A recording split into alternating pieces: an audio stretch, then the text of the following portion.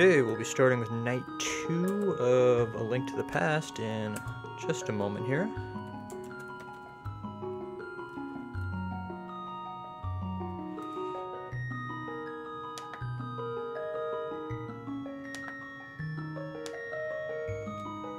Okay, let's get going. I left off right at the start of the Dark World. Haven't done anything in the Dark World yet. It's kind of an interesting parallel here if you really think about it, because, like, you know, the Dark World is basically the evil counterpart of Hyrule, and Hyrule in the middle is a European castle, and then its dark evil equivalent is a pyramid. You know, that's kind of an uncomfortable contrast there.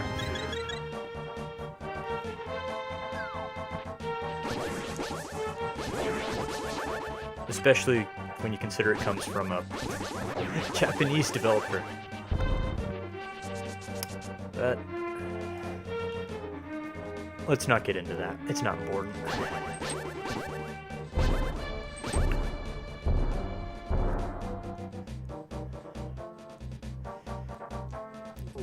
It is important. I shouldn't say it's not important, but I just don't think that that's what I should really be talking about right now. I want to talk about how good this game is, not how uncomfortable this game can be if you really think about the implications of some of its imagery.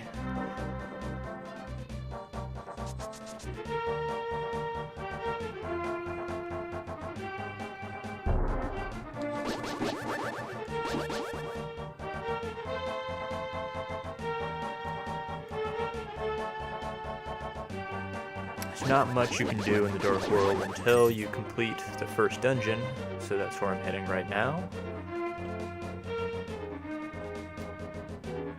Let's see if I can remember how to get there.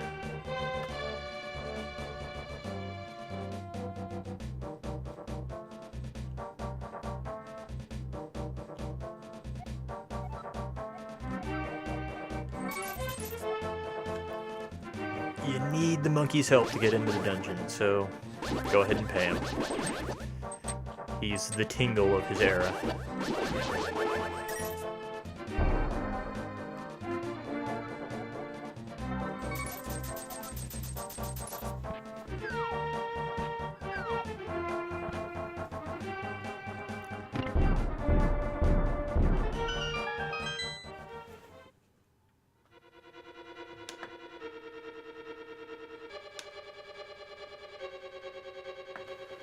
Alright, now if you watched my stream last night, you probably saw I went through all the Light World dungeons in a couple minutes. That's because they're pretty short. Especially the Tower of Hera, which only really has 2 or 3 puzzles in the whole thing. Dark World dungeons, there's much more effort put into them.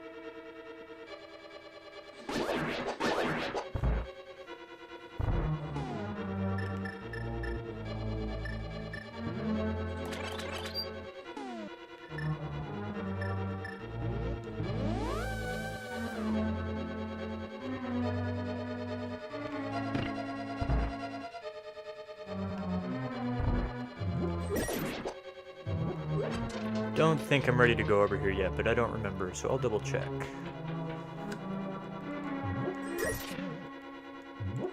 Oh, nope.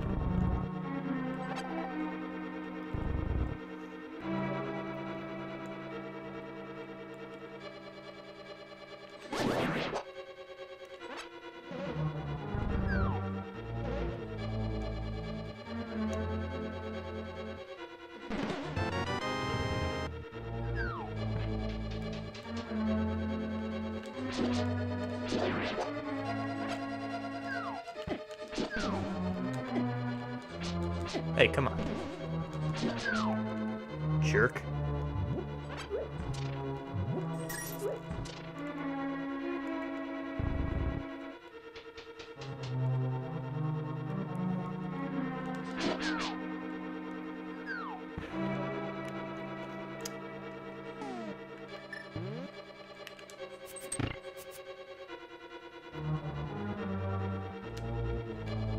Yeah. I'm messing this order up somehow.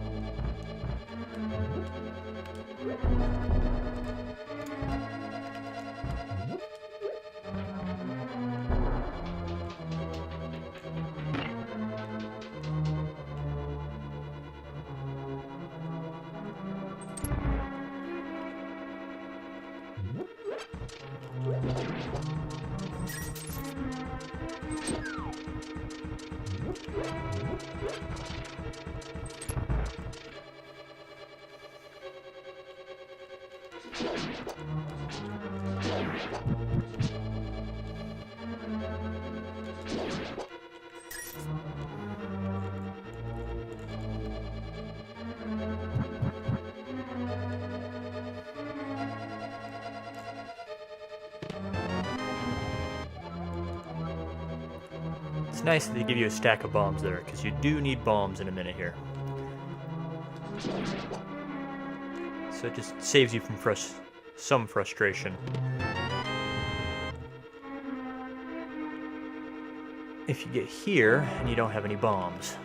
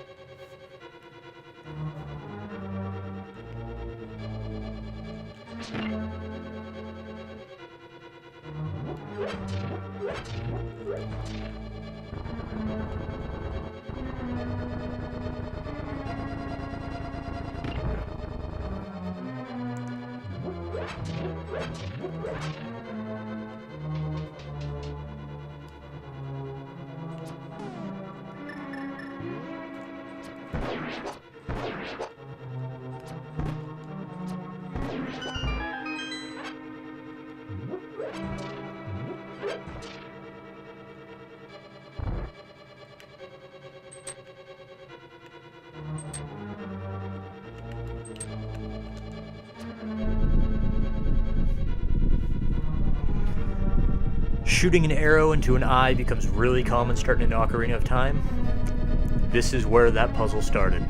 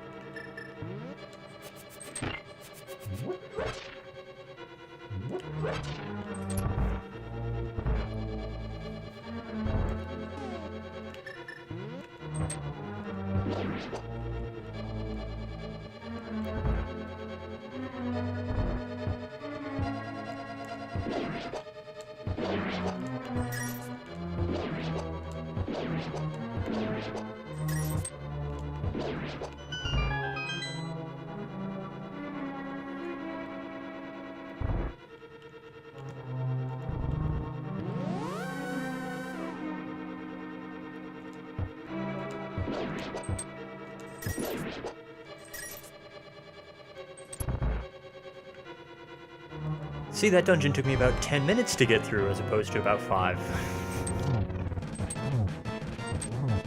If it takes you longer to get through these dungeons, don't feel bad. I have beaten this game probably hundreds of times. I don't know. I have not kept count.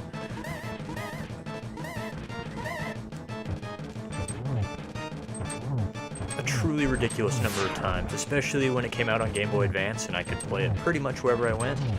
Yeah, I beat this game a lot.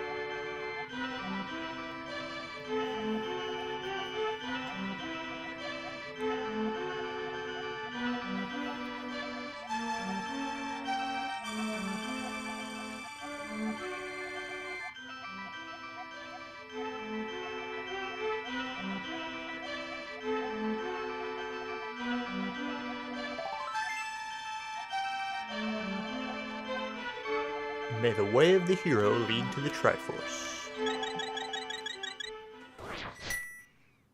It's kind of a nice phrase. I wish they'd bring it back for current Zelda games.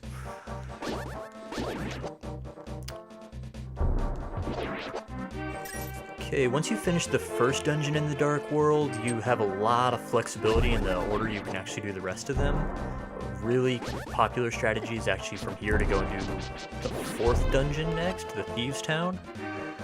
I think that's correct.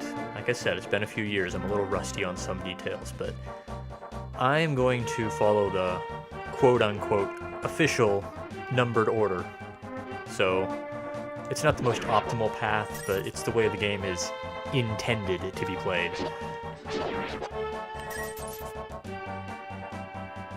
So I'll be heading to the 2nd dungeon now.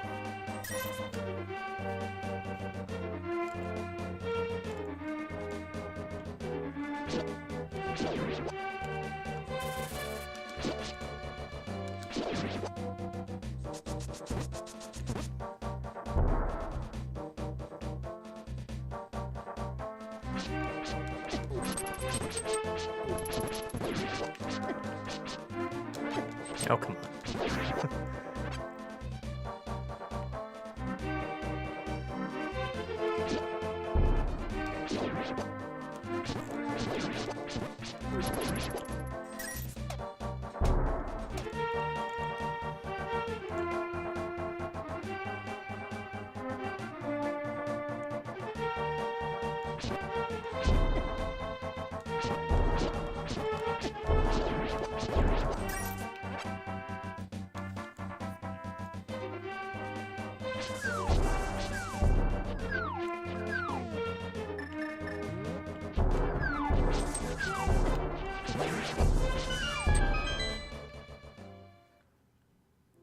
If that guy gives you a stash of 300 rupees when you talk to him, I don't want to do that because I'm too close to the rupee cap, which is 999, so I'm going to wait till I spend some of these rupees before I talk to him, just so I'm playing more optimally.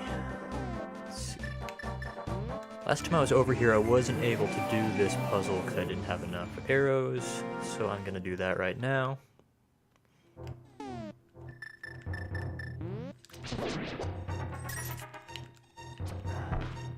And I have been known to waste all my arrows just trying to kill these 3 guys and still not be able to get through. Because these guys are annoying.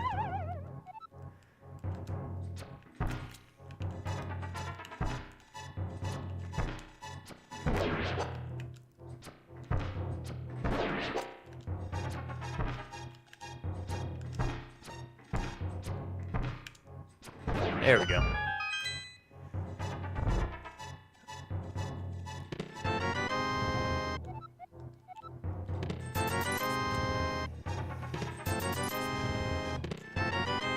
And I think he also gives you rupees, so I'm not, again, going to talk to him until I've spent some of my rupees.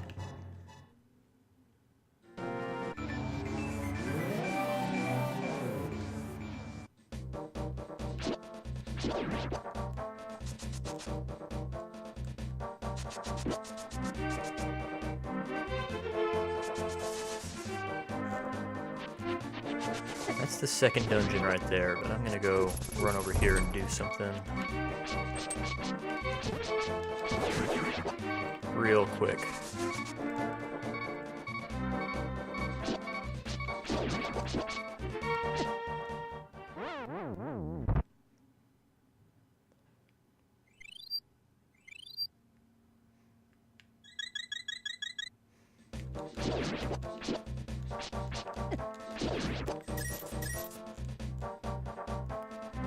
Now here once again you can see some more of how the Dark World is designed, so you know where to stand.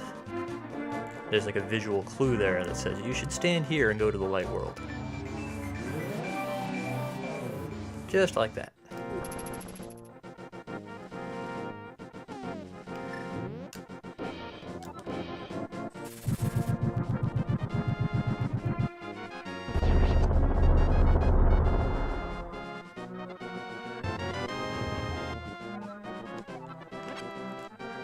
That's the Bombos medallion, which, honestly, I never use the medallions. There's 3 of them total in the game, and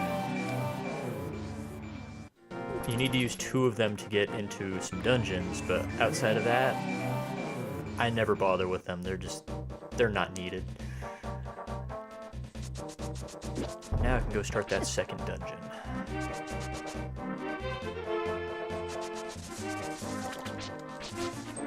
Okay, now if I go in here, you'll see this channel is empty, and I need to get up there. I talked about this briefly yesterday when I was passing through here in the Light World. There's a cool little interaction here.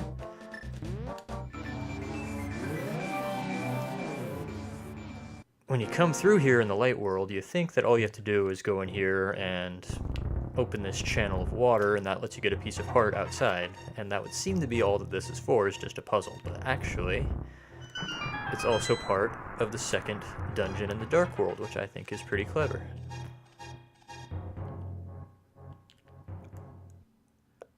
And then I go to the Dark World. The water is drained. Somehow, the game never really explains why the 2 worlds interact this way. And now I can access the second dungeon.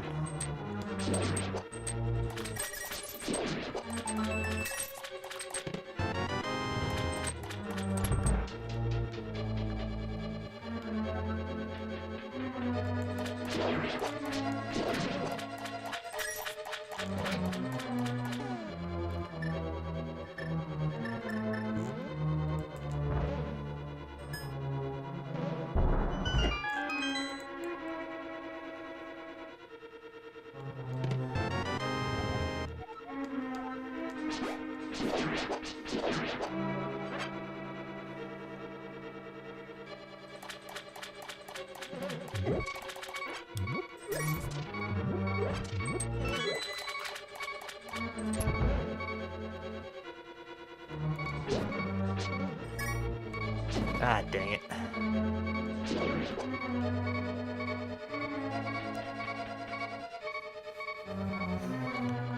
And you notice that this dungeon follows a pretty predictable pattern where I get into these little channels here that I need to fill with water before I can progress, and it does that 4 or 5 times? I think it's just 4.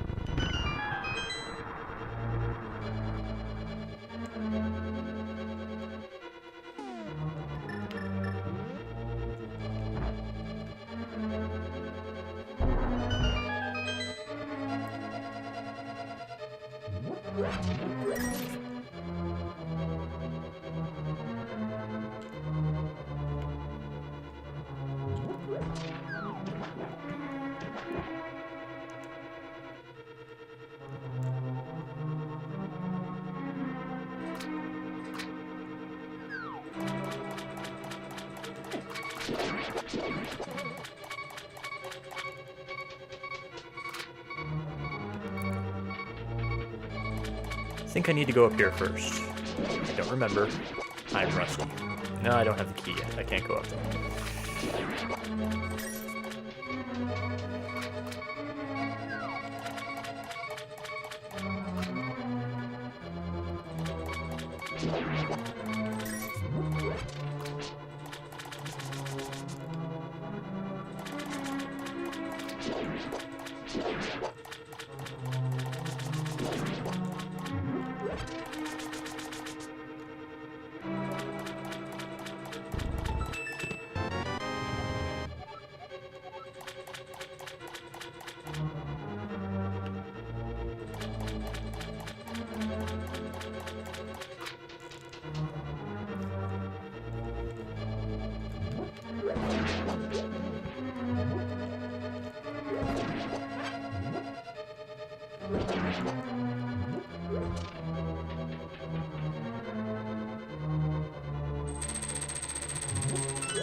Now I can get up there.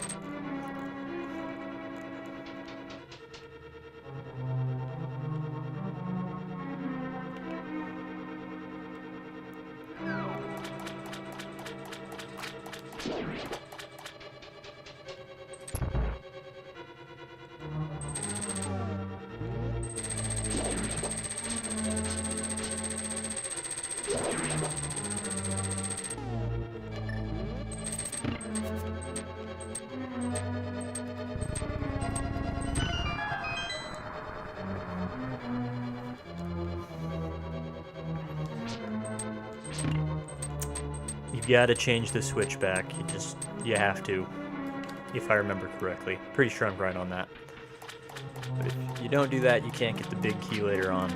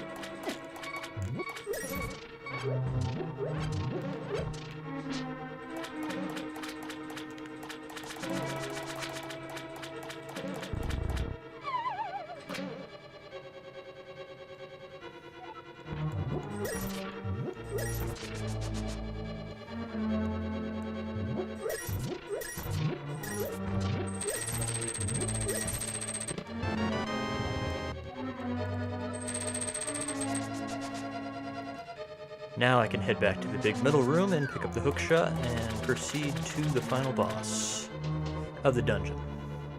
Final boss is still quite a ways away.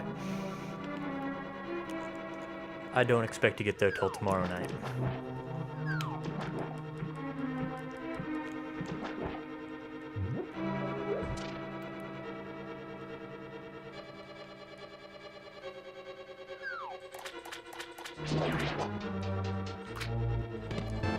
Hookshot!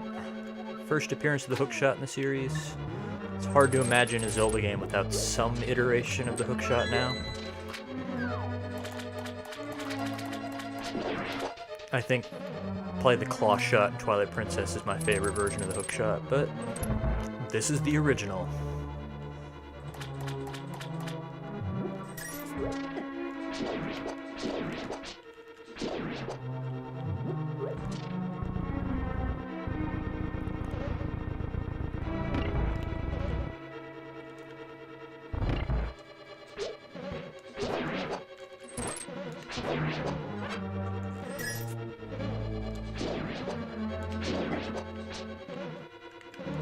Oh, come on.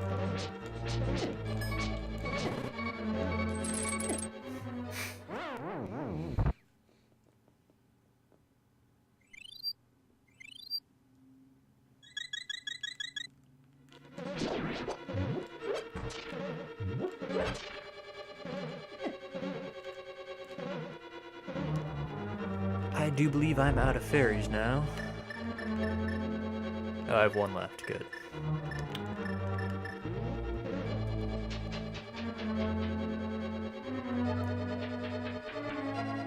I went the wrong way.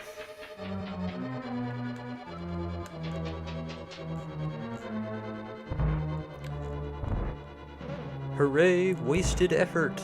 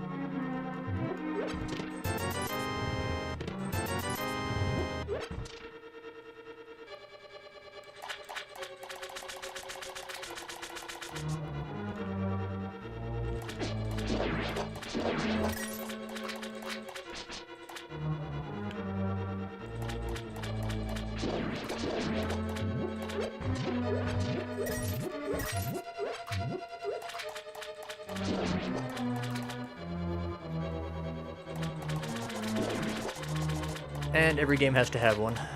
A door hidden behind a waterfall.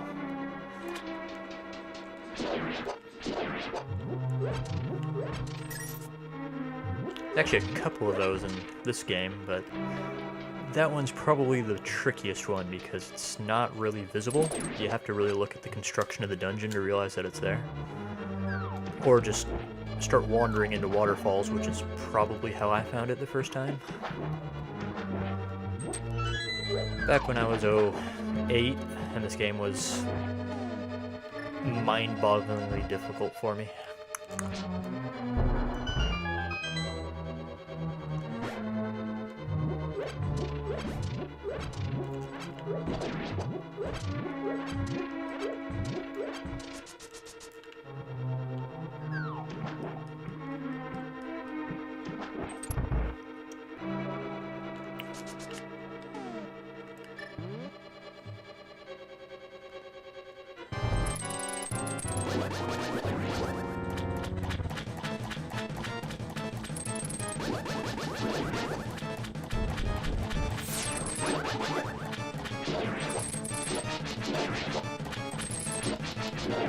I think this is one of the better designed bosses here in A Link to the Past, and actually returns in Majora's Mask, so it's the same boss, but it's in 3 dimensions, which, you know, makes it a lot more interesting even though it's the same design.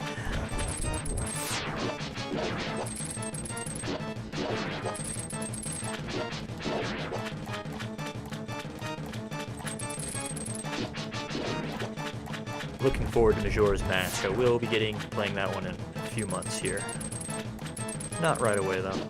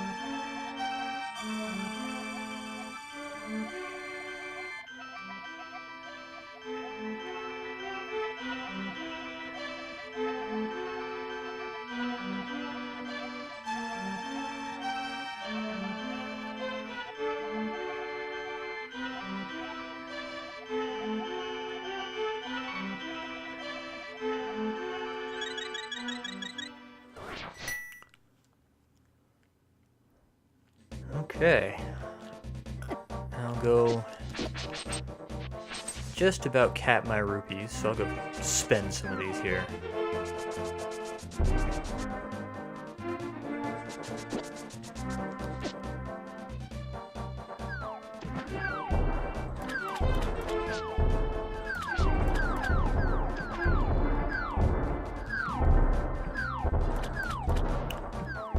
Here's another visual clue on the map of where you should transport to the light world.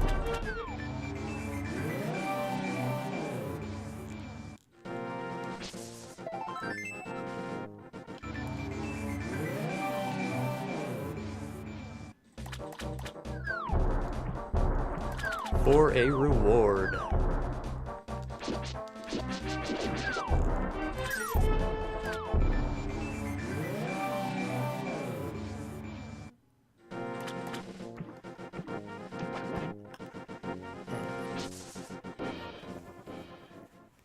If you ever need to spend your rupees, this is where you come. The game doesn't explain this to you hardly at all.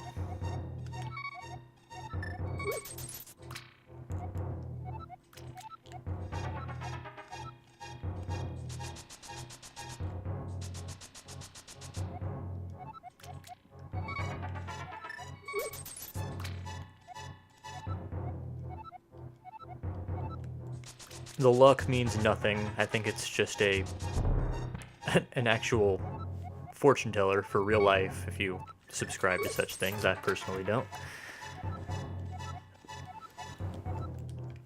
But your luck rating, go a little luck, great luck, big trouble, comes up a couple times. It has no effect on the gameplay that I've ever noticed.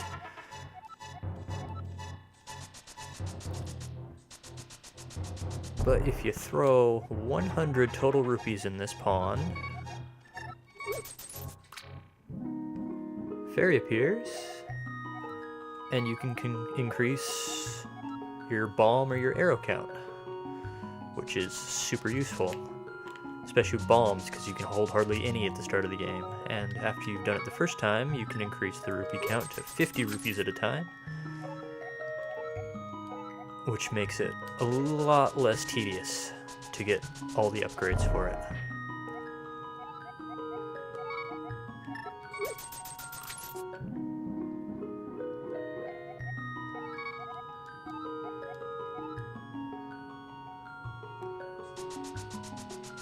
I usually cap out the bombs first, just because I seem to have more problems hanging onto bombs than arrows.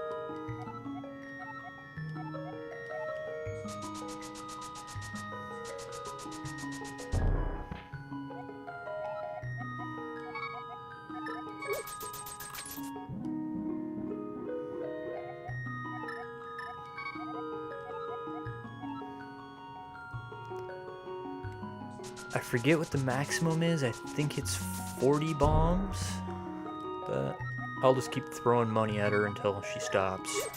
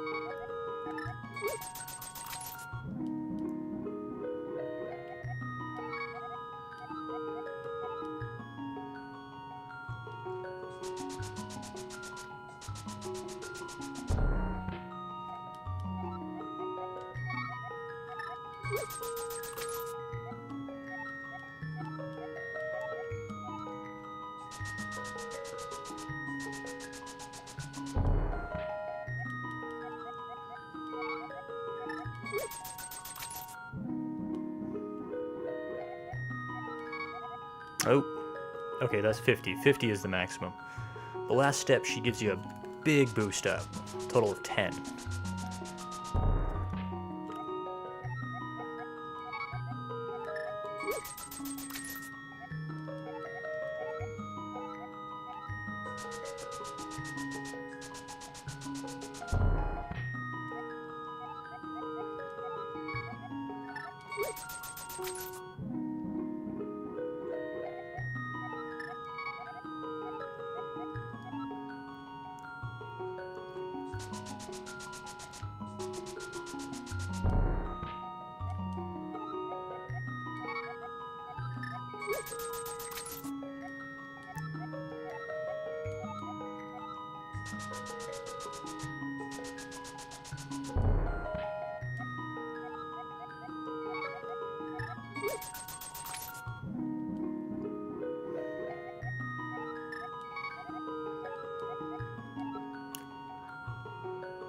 Okay.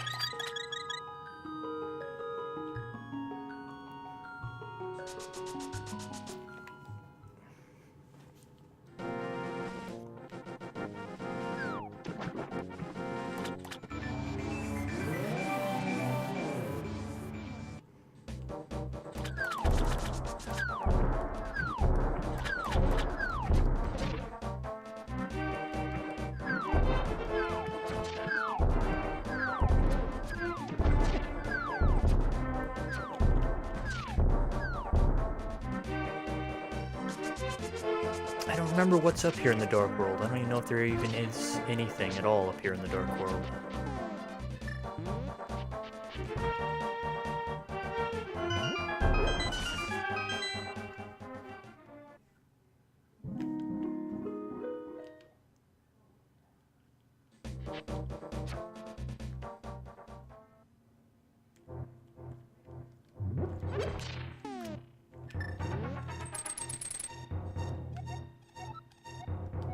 Oh, yeah, that's right.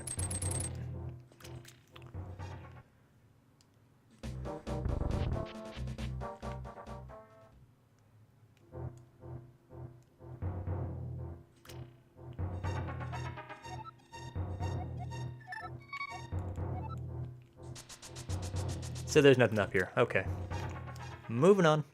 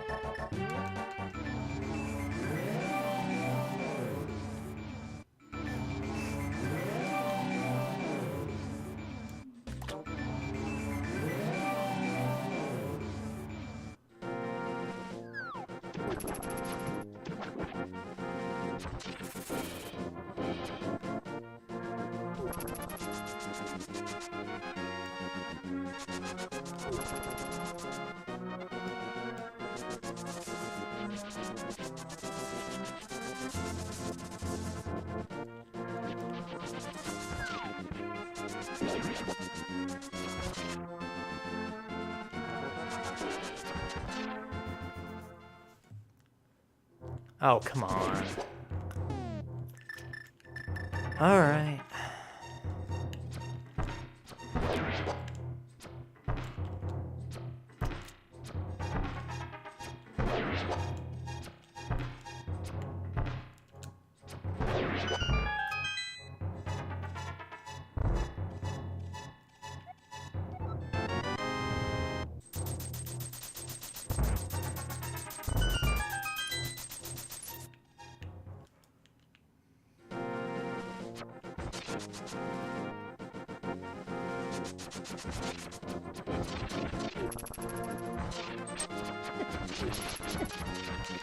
Hey. Back off.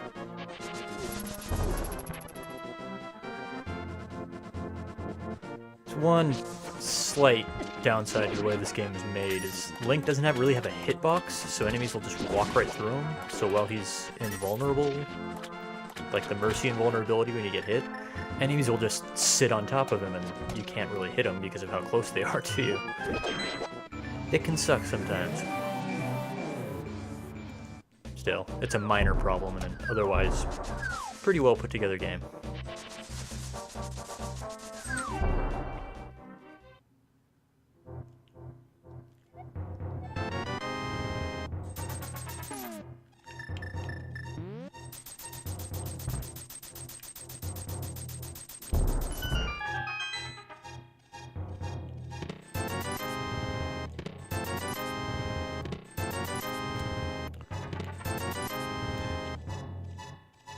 And I'm almost capped on rupees again, but I'm not headed back to the wishing well just yet.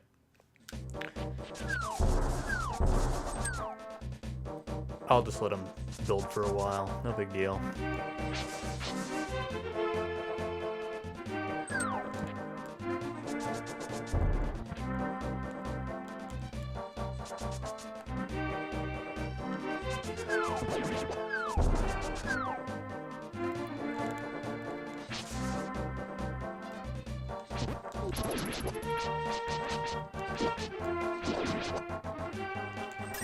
And another visual clue here where to teleport.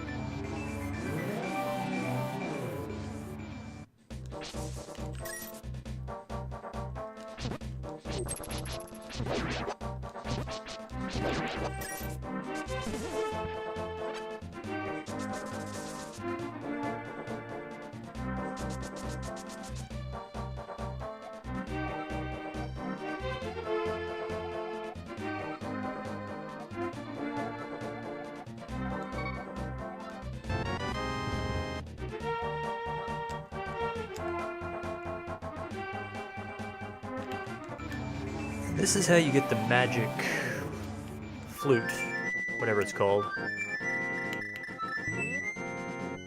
Which is clearly, yes, an ocarina, but they hadn't started calling it an ocarina yet.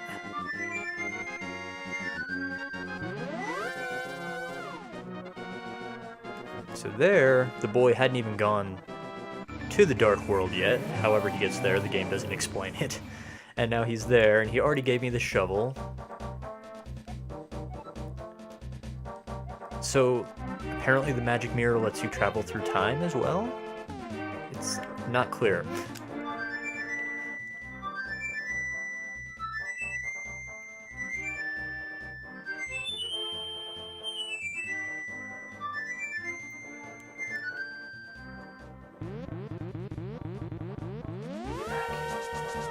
The flute doesn't do anything yet, but I'm headed over in a minute here to where you can do something with it. It becomes one of the more useful items in the game.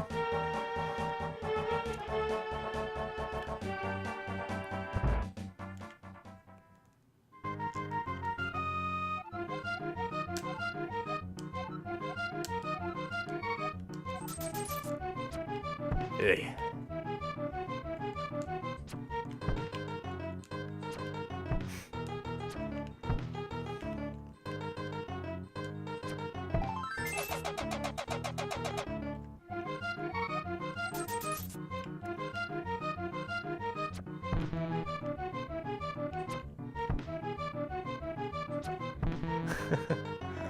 Alright, I might be here a while.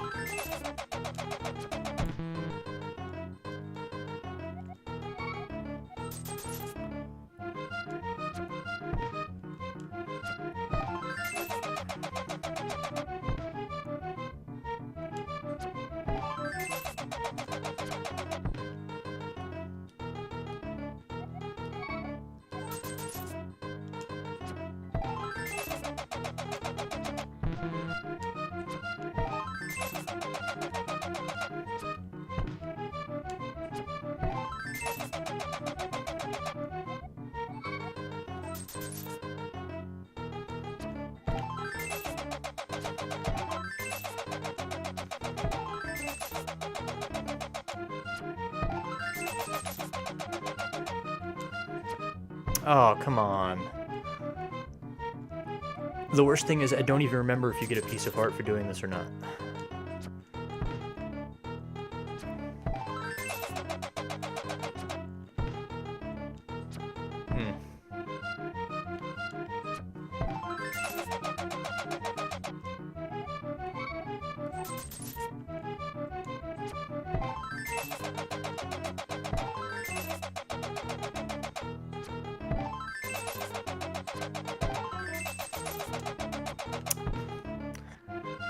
Okay.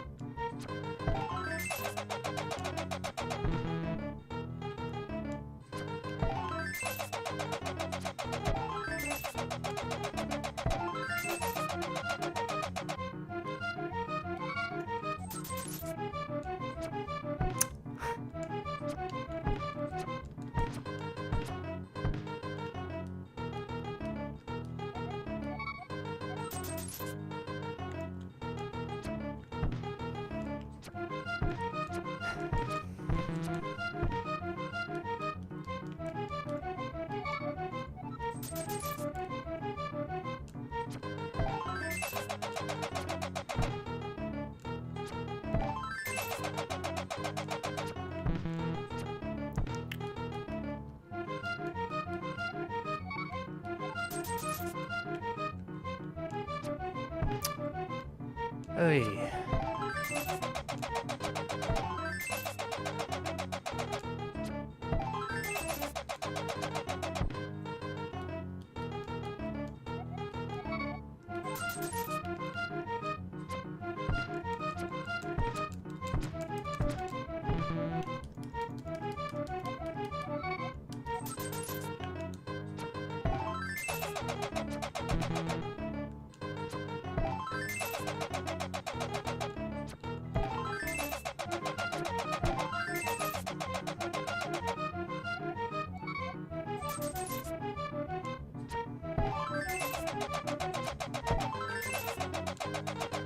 Mm.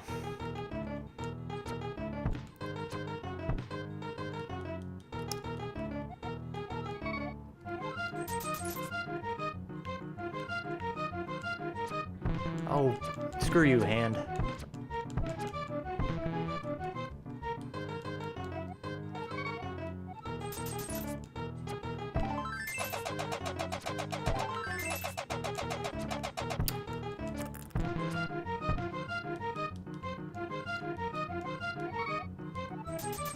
You see now I didn't go and spend all those rupees at the wishing well, because I need them for mini games that I'm horrible at.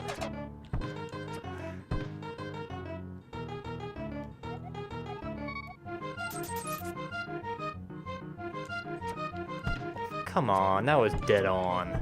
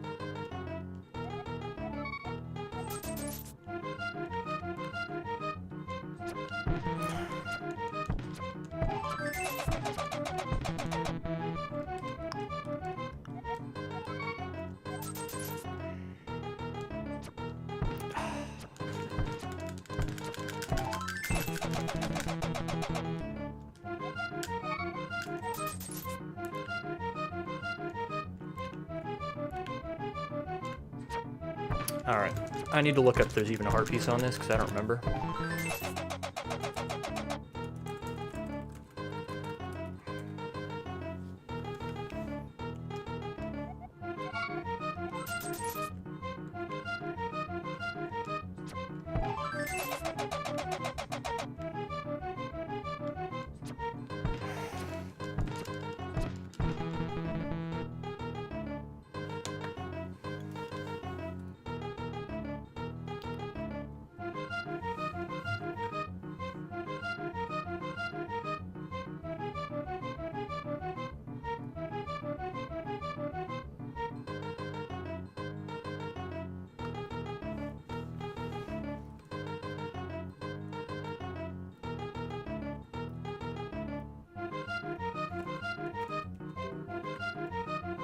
Alright, looks like there's not. Sorry for wasting your time. Moving on.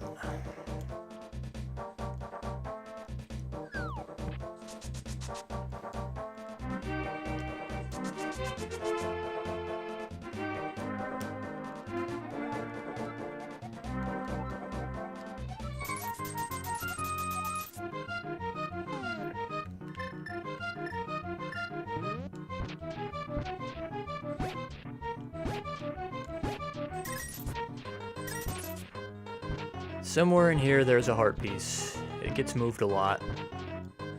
Every time you play it's in a different spot, so you just gotta dig around until you find it. Digging up a majority of holes is more important than actually grabbing everything that pops out.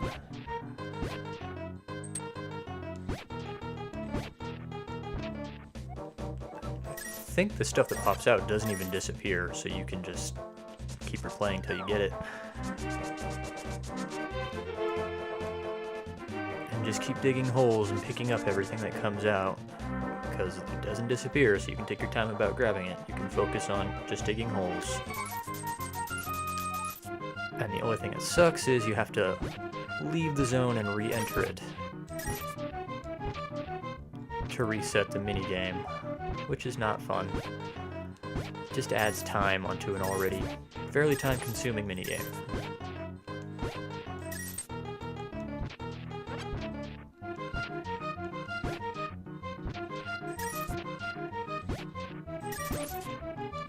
There it is.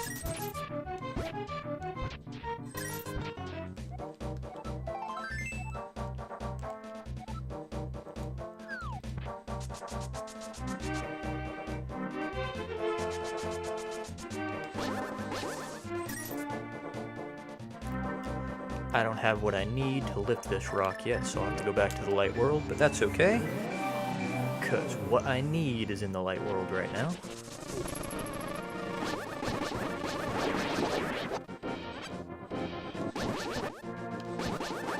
Hey.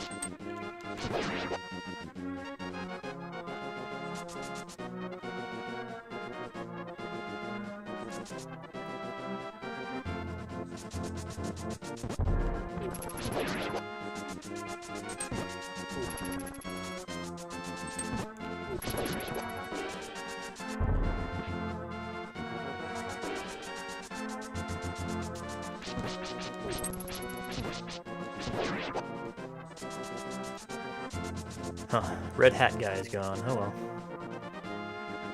There's a guy in there wearing a red hat. You can catch him with the Pegasus boots. But I guess he disappears when you go to the Dark World. But now that I have the magic flute, I can stand on the south side here, play the magic flute. And I get my little bird companion, which looks like a duck. I mean, look at that bill. That's a duck. But oh well. And now I can fly around. I forgot to do something up here last night, so I'm gonna go do it now.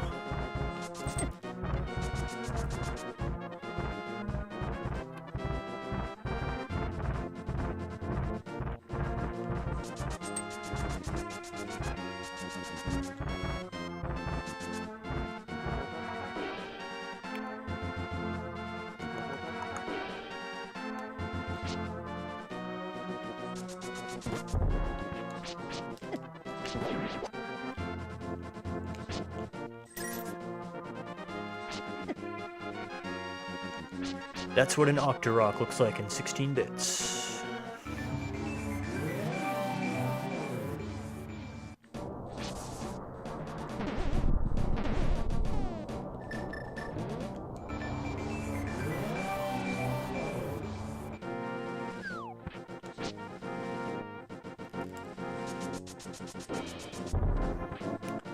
This is the second magic medallion, which the ether. You need this one to get into the 6th dungeon in the Dark World.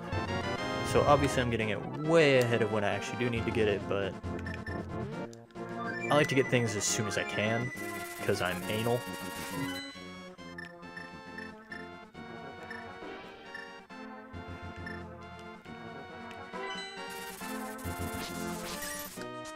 Alright, now I can start heading towards the 3rd dungeon.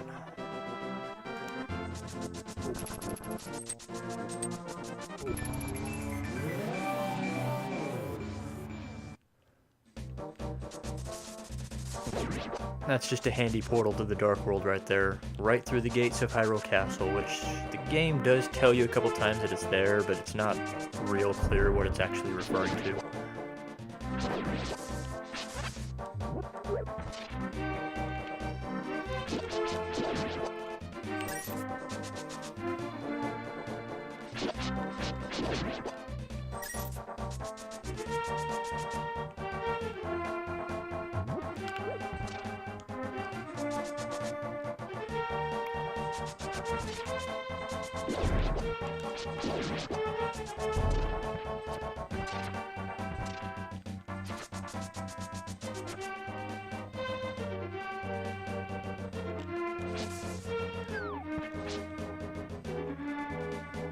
This is fun here.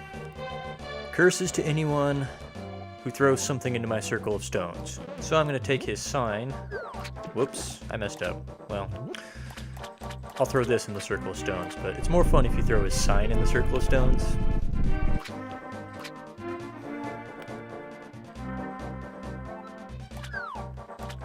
And this is the third medallion, which you need to get into the 7th dungeon in the Dark World.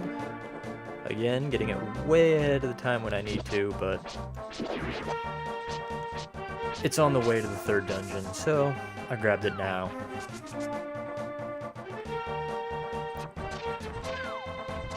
And there's not really any convenient time to get that one. You always have to go out of your way to get that medallion, so I got it now.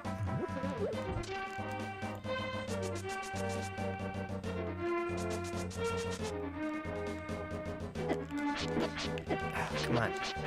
Get away from me.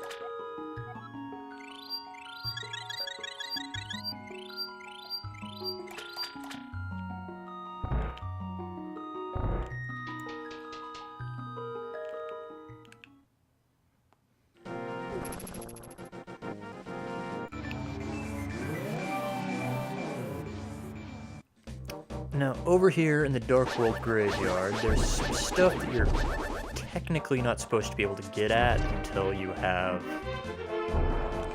a dungeon item from the 4th dungeon, but if you're clever with the magic mirror, you can get around that. Start this right here. You don't need the 4th dungeon item to get. You just need the magic mirror and the willingness to go here. But I'll get this because I'm in the neighborhood.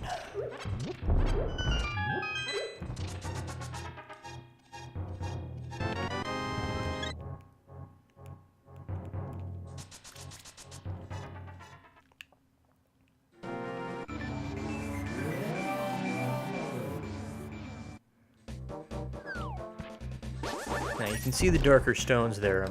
I'm really not supposed to be able to get past those without the dungeon item, but because of the bushes here, I can get back here. I can switch to the light world. Let's get this ghost out of my way.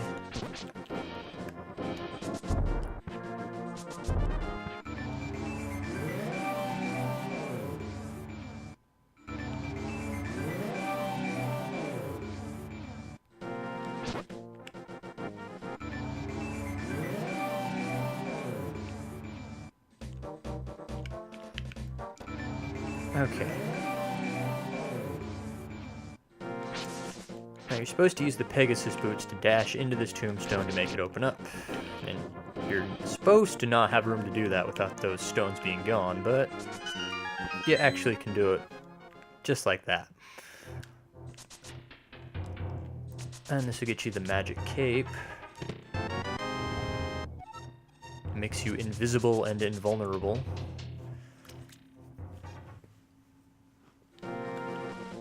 And much like many of the items in this game, I really only use it to get to a couple heart pieces.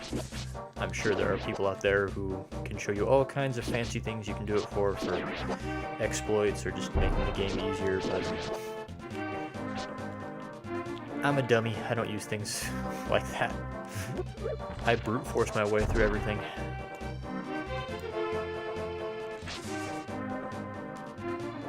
Dark World Sanctuary, there's nothing interesting or useful in there. I think the guy in there just sells you stuff.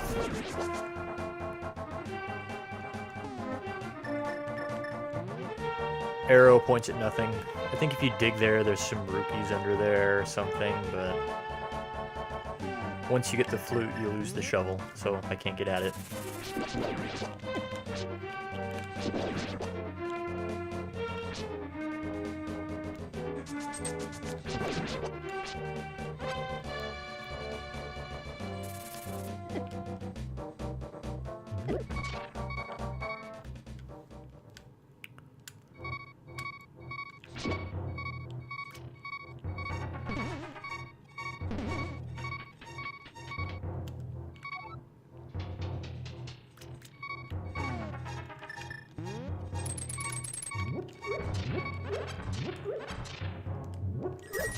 And get that brand new magic cape out.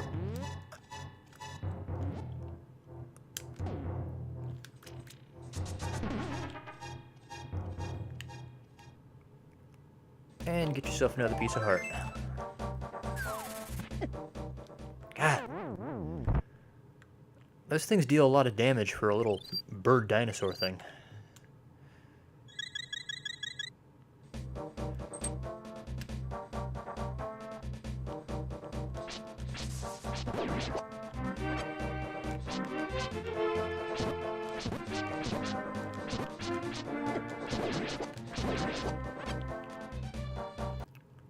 Oh, stop it.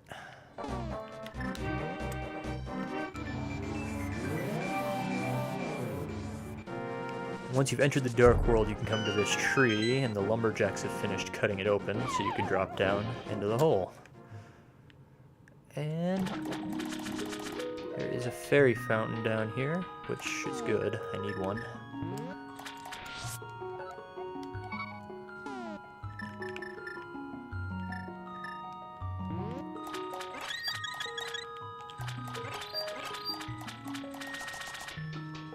And another piece of heart.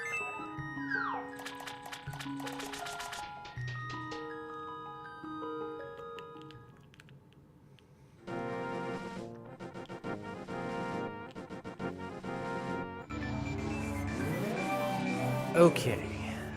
Believe it or not, it is now time for the third dungeon.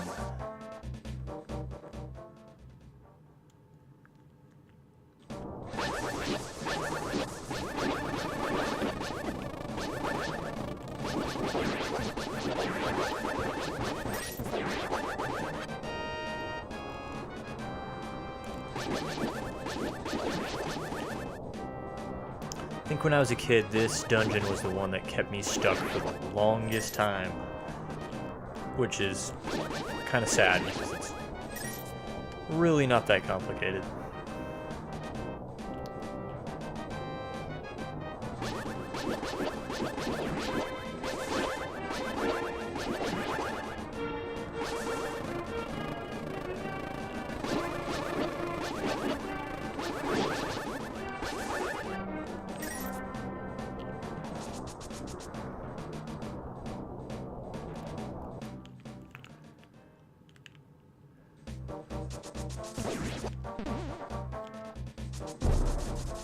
Yeah, watch out for the trees that have eyeballs, because they spit bombs at you.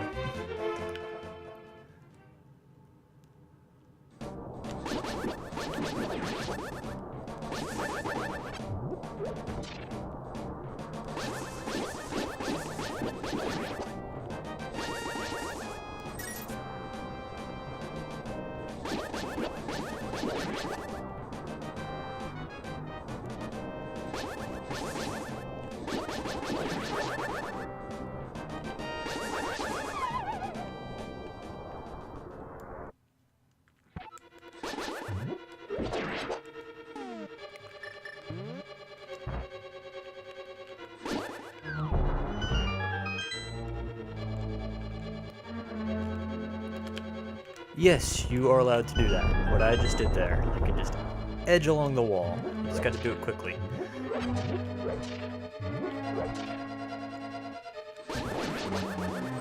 I came here way too soon, didn't I? I don't even have the big key yet.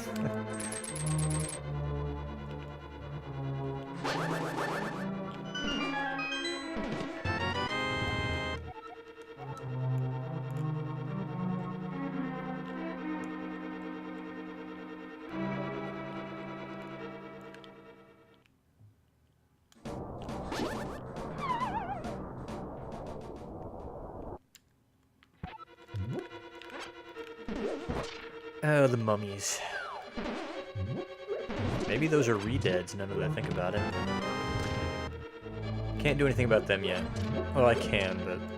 You can use the Bombos medallion, but they're not that big a deal. I just ignore them. Bat them away if they get too close. It's not worth wasting magic on them.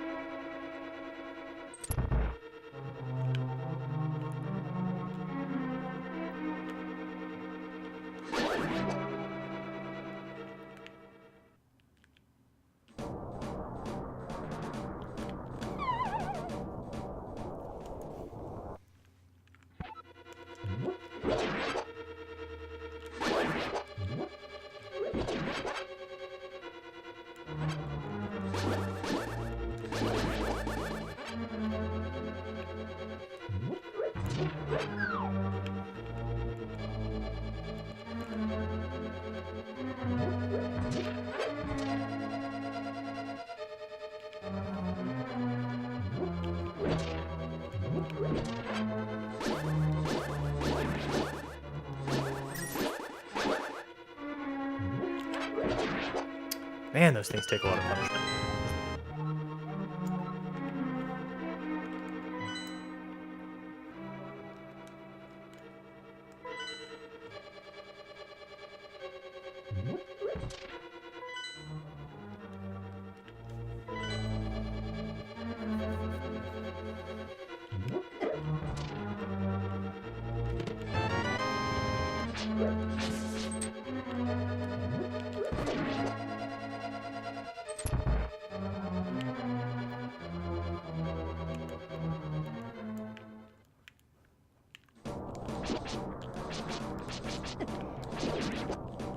And you can kind of see why I got stuck on this dungeon for so long as a kid, because it's not really a traditional Zelda dungeon. Like, I don't want to say it's badly designed, but it's definitely the least typical Zelda dungeon I think that they've done. Like, it's only the Skyward Sword dungeons, especially like the pirate ship, that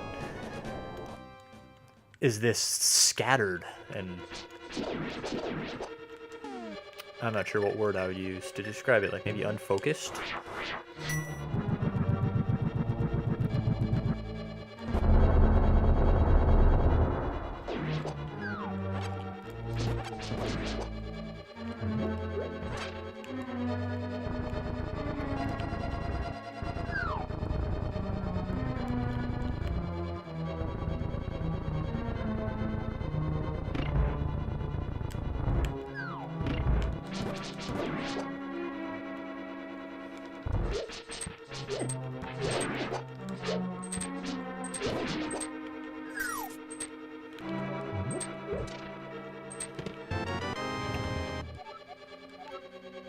I want to watch out for those swirly things, because they turn you back into a bunny.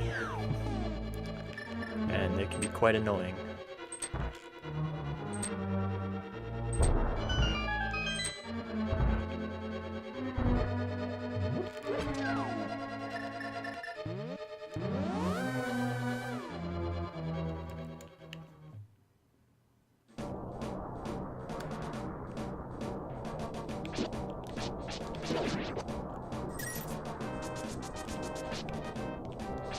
Alright. Now I can open the big chest.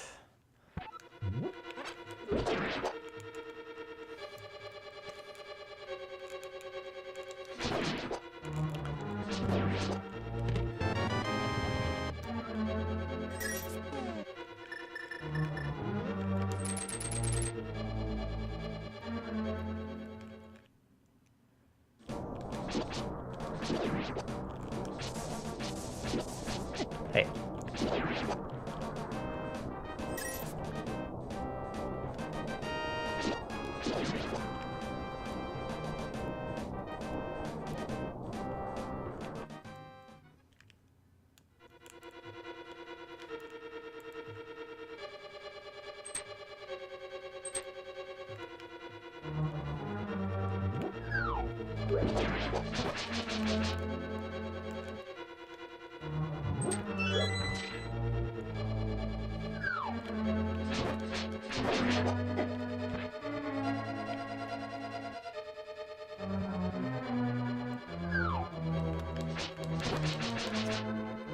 I do not remember how to get over there.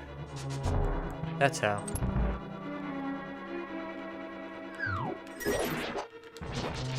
Oh, shoot.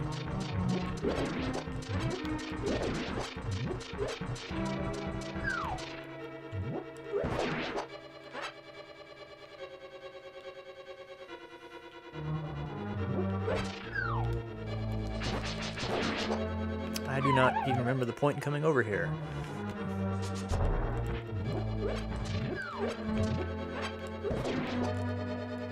Apparently there's none. Okay.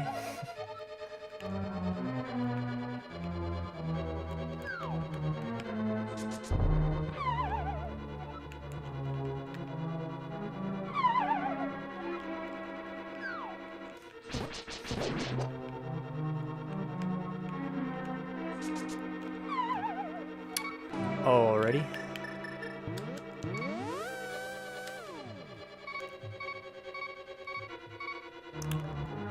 I don't remember, like, hardly any of this dungeon. It's kind of embarrassing.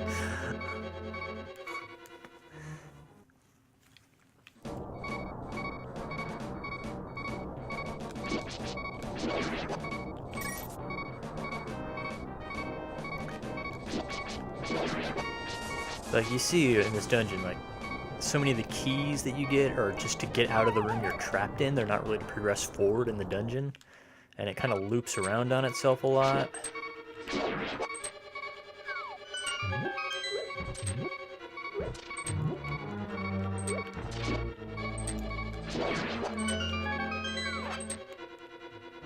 And yeah, they got rooms like this one, just little passages that just lead to these dead-end tunnels. Pretty much there just to make you kill yourself, which is to say, waste your energy fighting enemies and run out of life. That kind of kill yourself.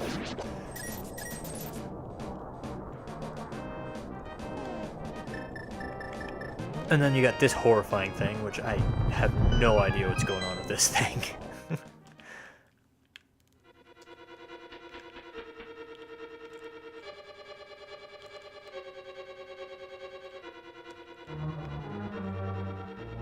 Oh, shoot.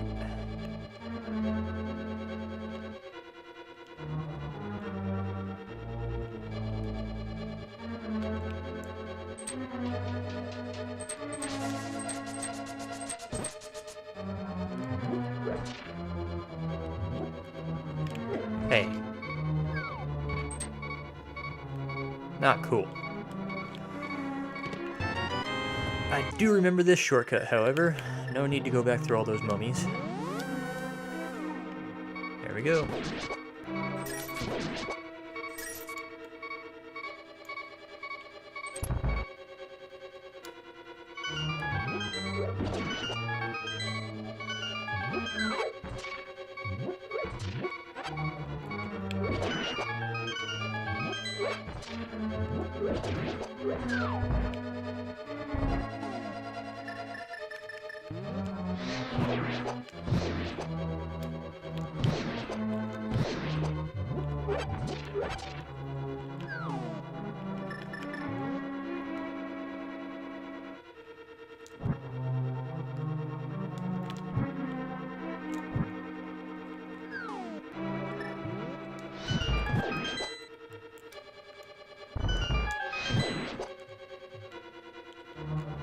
Ah, dang it.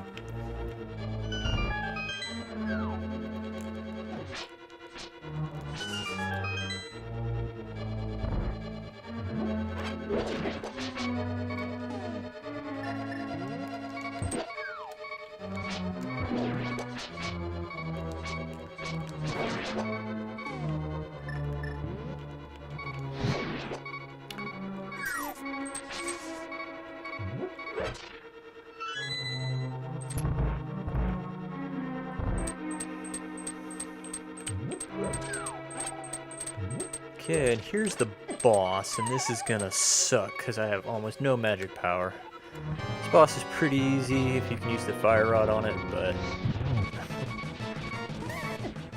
I'm almost out of power for my fire rod, so that's not gonna work out too well. Should have brought some green potion with me, and after I said the green potion was worthless last night.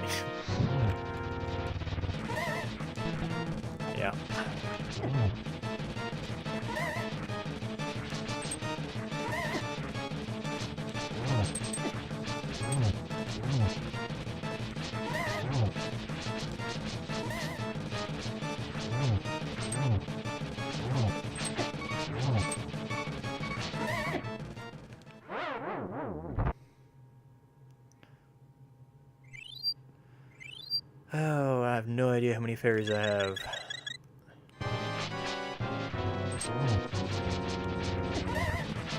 Probably only have one left. There we go.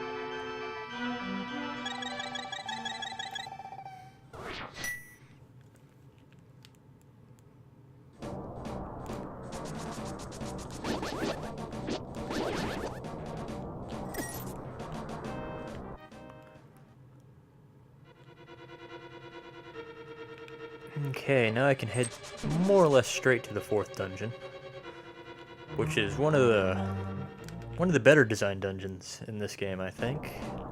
Has an interesting boss in it.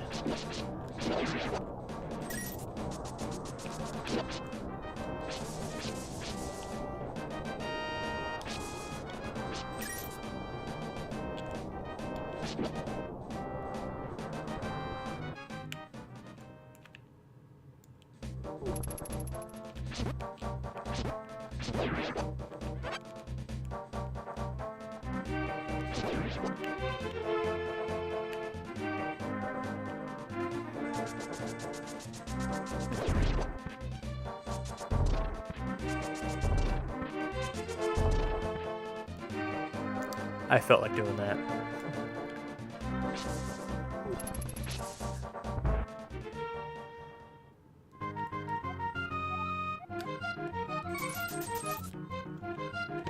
And there's another piece of heart in this minigame.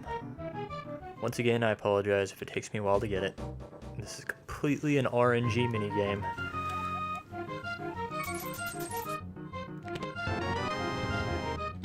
Ugh. Screw you too.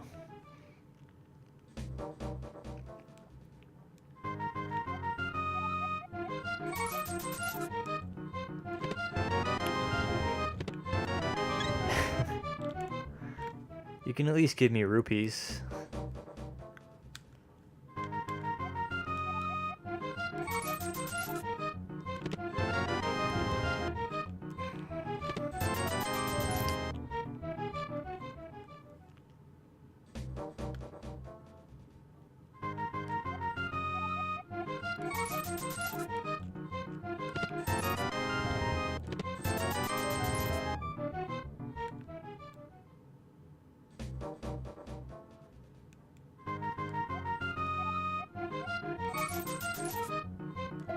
There we go. Get me the heck out of here.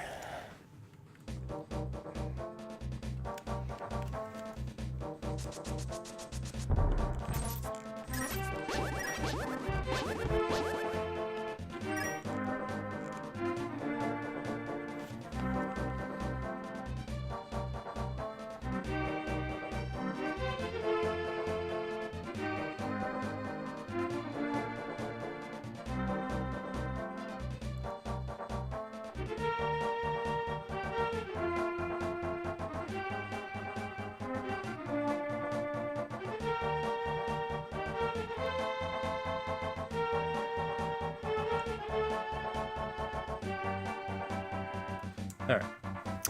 Sorry.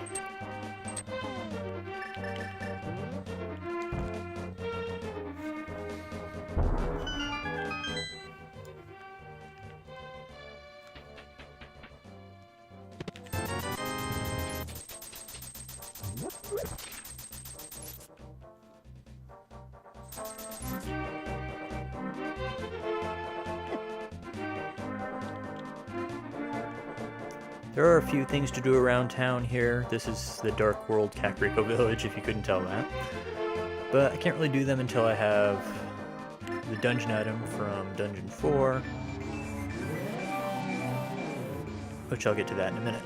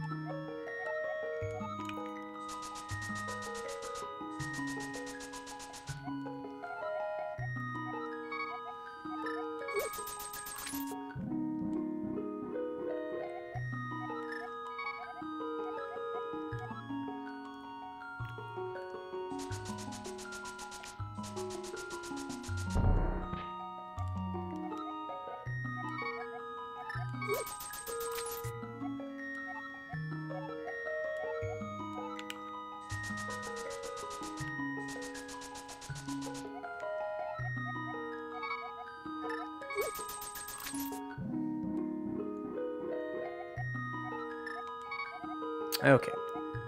That should be all the bomb and arrow upgrades. And that should be just about everything in the game you can actually spend money on.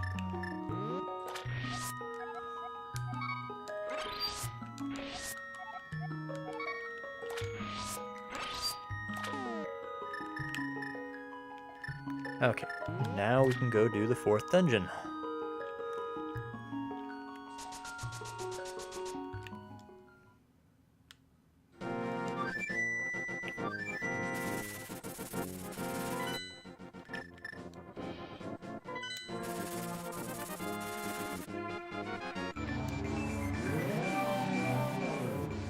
Just grab onto the grating and pull back, and you can go inside.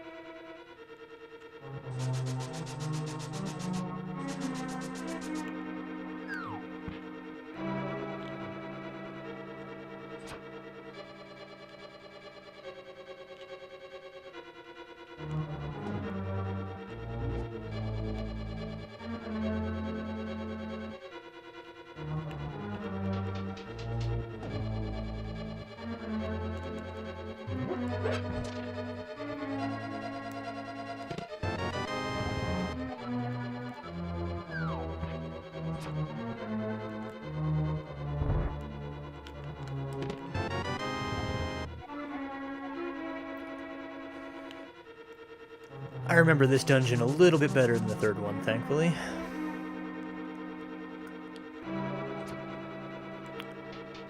That slowdown is the console. Don't worry about your stream. You're doing fine.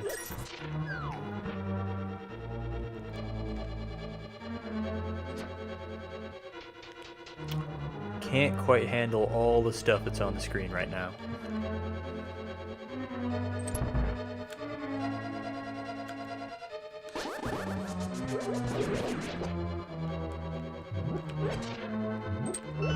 And here, this is an interesting room here. Just a nice empty room. It'll be important in a little bit.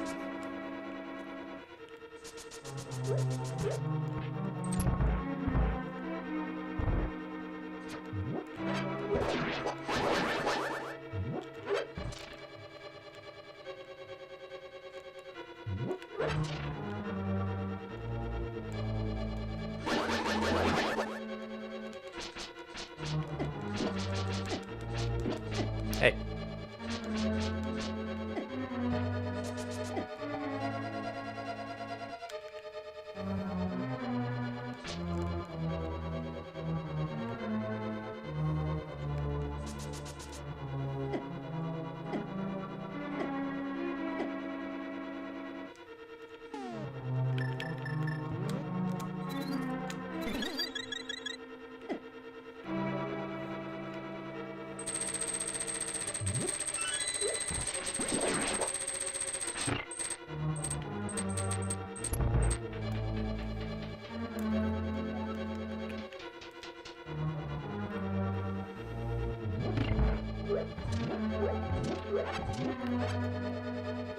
You want to not pull that switch, because that just makes bad things happen to you.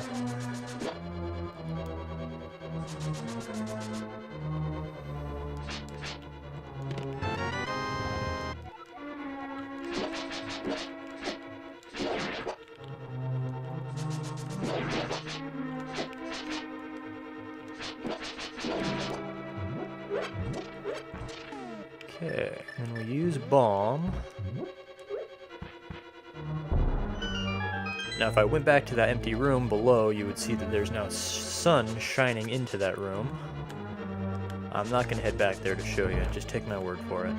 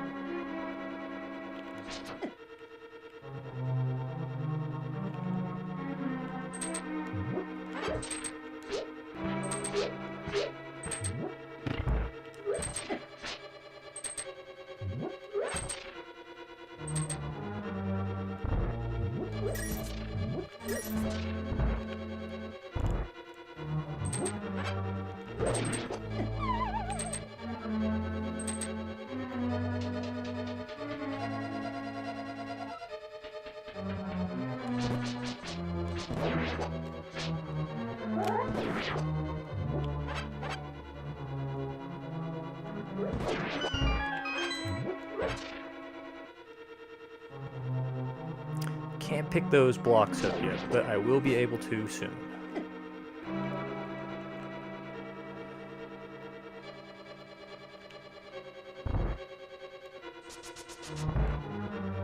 Unless I'm forgetting something here. I think I'm forgetting something. I've missed something.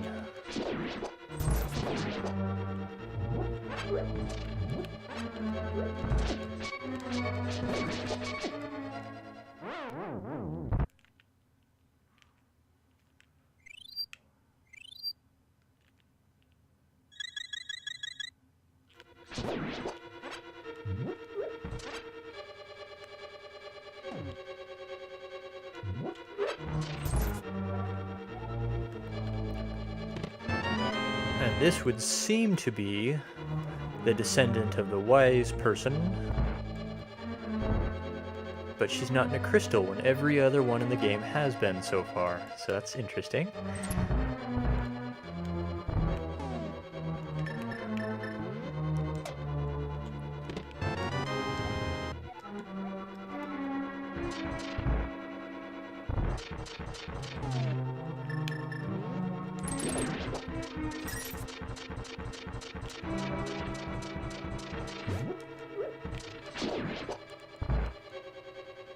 Oh, shoot. This is a trap room. There's no reason to come in here. Don't be a dummy like me and come in here, especially since I know perfectly well there's nothing left to find in this dungeon.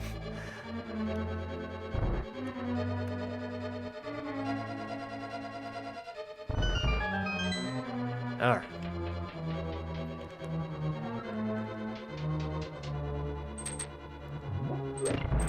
I could try to take this girl all the way back to the dungeon entrance, but she won't let me leave.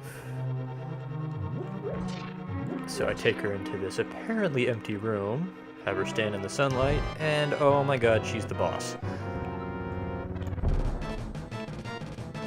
Just a nice change of pace of how the bosses in this game have worked thus far, where you just find their room, you go inside, and you kill them.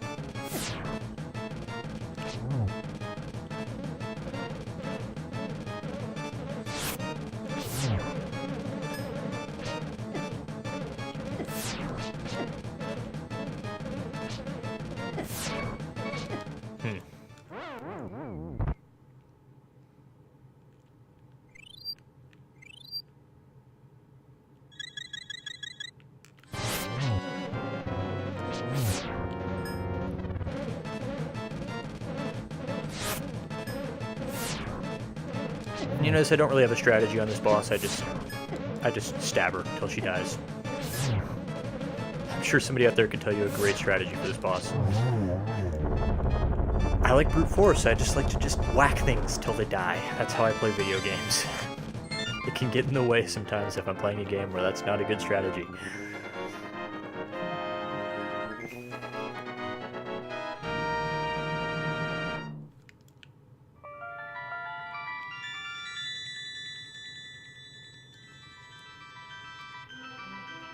And there's the real descendant.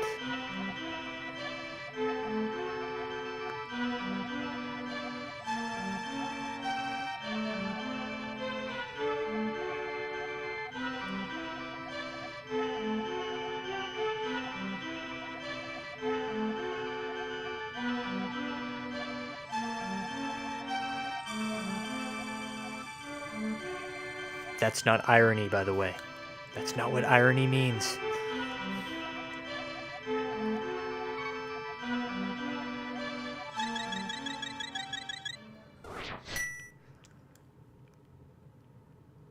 Alright, now that I have the Titan's Mitt, I can go pretty much wherever I want in the world, which is, you know, that's cool.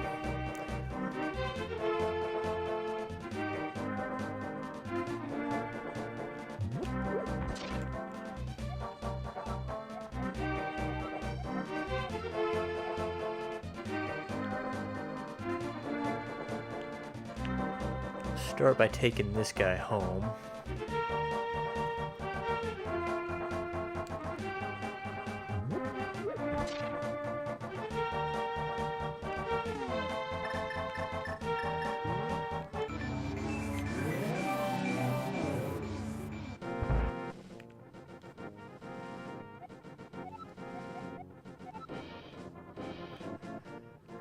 So these guys are just, thank you, thank you, thank you, thank you, thank you.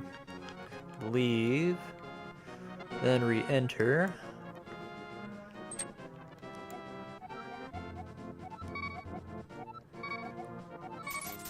And they'll temper my sword, except now I don't have a sword. But that's okay. We can live without it for a few minutes.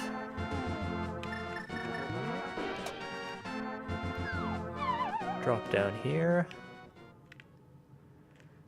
I really probably should have done this before I went to the third dungeon in the Dark World, but I didn't.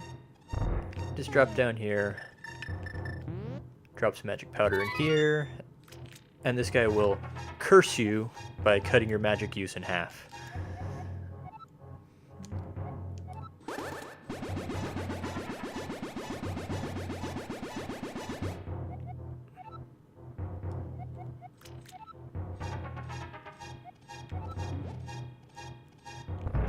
It's not translated very well. He says your magic power will drop by 1/2. What that means is your magic power use will drop by 1/2, so you can use twice as much magic now.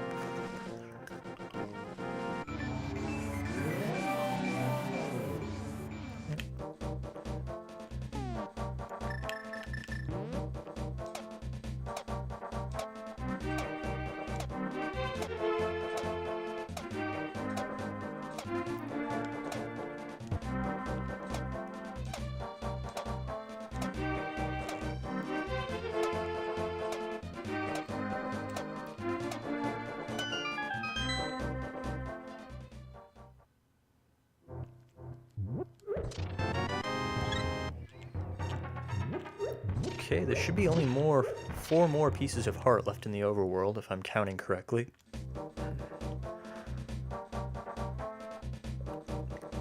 And now, once you've dropped off your sword to be tempered, this chest will appear. Inside this chest is the 4th and final bottle.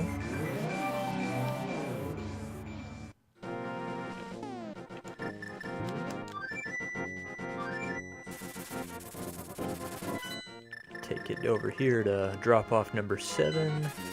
The guy who can open this chest for you is over here. Can't use Pegasus shoes, unfortunately. It makes you leave the chest behind.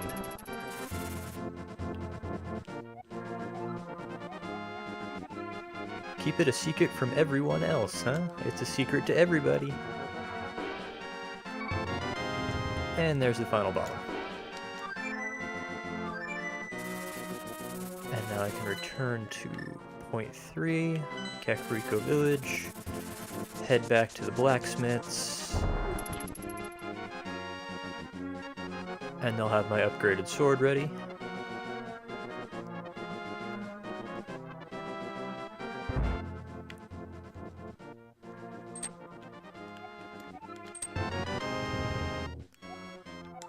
Alright. So that's the first 4 dungeons of the Dark World done. I think I'm going to call it a night here. We'll resume tomorrow, and I should probably beat the game tomorrow as well.